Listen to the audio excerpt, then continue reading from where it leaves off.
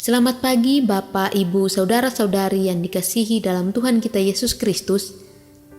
Berjumpa kembali dalam Sapaan dan Renungan Pagi GKI Salatiga. Hari ini, Rabu 5 Mei 2021, bersama dengan saya, Shirley Mamalai.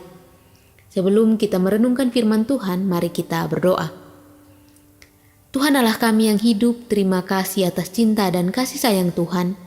Tuhan telah menjaga, melindungi kami. Dari malam kami beristirahat, hingga pagi ini kami dapat bangun dengan tubuh yang sehat. Sebelum kami memulai aktivitas hari ini, kami akan mendengarkan firman Tuhan.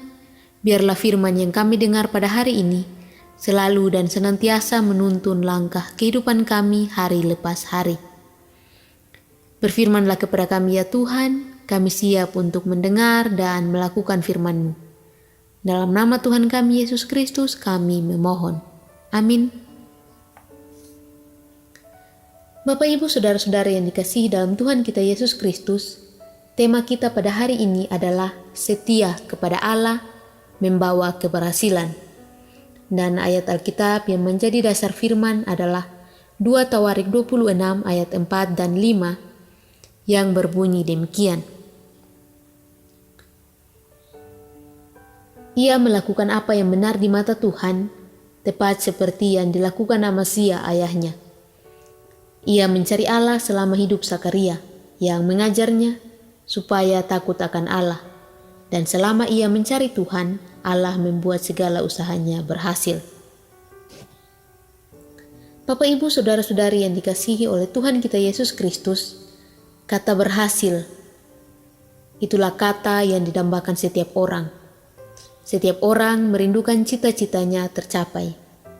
Apapun yang dilakukannya menjadi berhasil. Apapun yang diusahakannya berhasil. Kita semua mendambakan keberhasilan dalam tiap-tiap hal. Dalam rumah tangga, karir, studi, dan masih banyak lagi. Semua orang pasti menginginkannya dan tidak ada yang mau menjadi gagal. Jika setiap orang ingin melakukan sesuatu hal, pastinya selalu berharap akan keberhasilan. Berhasil dengan apa yang telah dicita-citakan selama ini. Untuk mencapai suatu keberhasilan, tentulah ada harga yang harus dibayar, yaitu pengorbanan dan kerja keras. Dalam bacaan kita pada saat ini, Raja Uzia yang diangkat menjadi Raja Yehuda pada saat ia berumur 16 tahun. Tuhan menyertainya dan membuat segala usahanya menjadi berhasil. Banyak orang yang merasa bahwa mereka tidak cukup pengalaman dalam menjalankan tugas-tugas yang dibebankan kepada mereka. Mereka merasa tidak mempunyai cukup keahlian, pengetahuan, keterampilan, kebijaksanaan dalam mengambil sebuah keputusan. Tidak sedikit juga yang menolak tugas-tugas baru yang diberikan kepada mereka. Karena merasa tidak percaya diri dalam menjalankan tugas tanggung jawab yang lebih besar. Akan tetapi Raja Uzia menerima tanggung jawab yang besar pada usia yang sangat muda. Dia tidak takut dan tidak juga gentar dalam menerima dan menjalankan tugas baru tersebut. Dan kita dapat melihat bahwa ia berhasil memerintah dalam waktu yang cukup lama.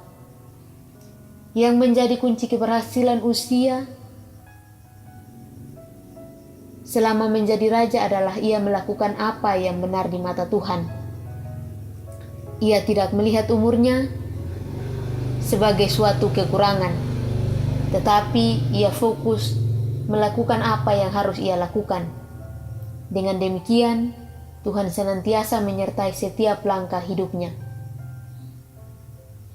Dan yang dilakukan Raja Uzia juga adalah ia mencari Tuhan. Ia mencari Allah selama hidup Zakaria,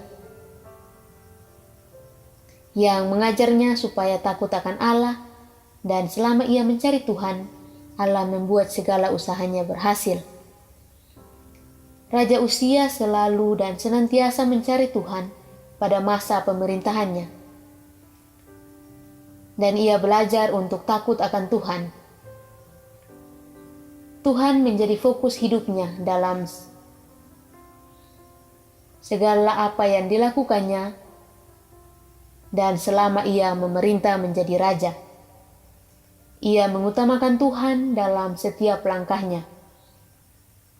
Ia mengerti bahwa dengan mencari Tuhan, maka ia akan menemukan sumber dari segala hikmat yang pernah ada di muka bumi ini. Raja Uzia mendapatkan hikmat, kebijaksanaan, dan pengetahuan yang ia perlukan untuk memerintah sebagai raja. Semuanya itu ia peroleh dengan cara mencari Tuhan. Kita mungkin tidak memiliki cukup pengetahuan, pengalaman, dan kepandaian untuk melakukan sesuatu tanggung jawab yang besar yang ada di depan mata kita. Tetapi ketika kita rajin mencari wajah Tuhan, maka Tuhan akan memberikan hikmat dan segala hikmat yang membuat kita dapat menjalankan dan menyelesaikan pekerjaan yang lebih besar.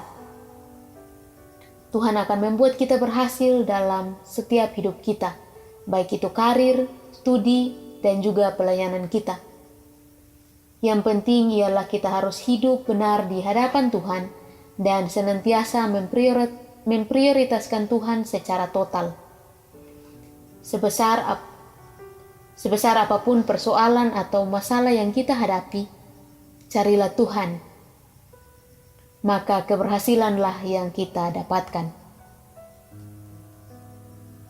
Mari kita berdoa.